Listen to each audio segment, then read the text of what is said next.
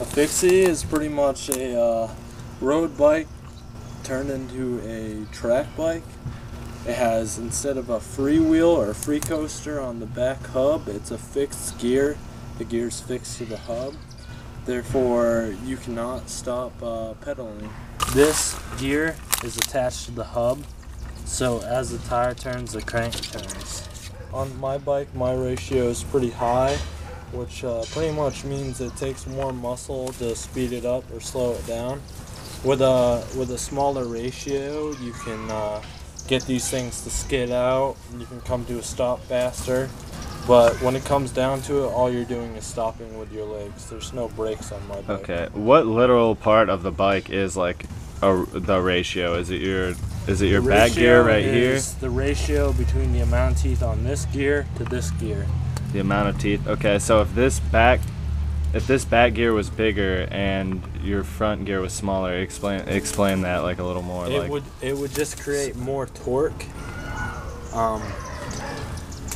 If the sprocket was bigger and this was smaller, you would create more torque, where your legs would have more control of how fast or slow you're going. The amount of ease is easier. If this was bigger and this was smaller, you would have less torque, and it would take more muscle to spin the cranks forward. Okay. So basically, you're riding without brakes. No brakes. And you stop by pedaling backwards. Yeah. It's pretty much a choice to have no brakes. Some people ride brakes, some people don't.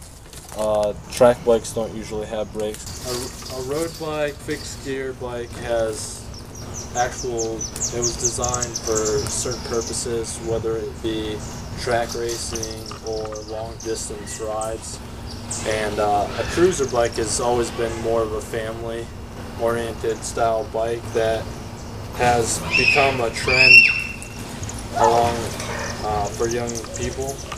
They customize them to look the way they want. They change the handlebars and seats, and they customize the frames to look more like motorcycles, I would guess.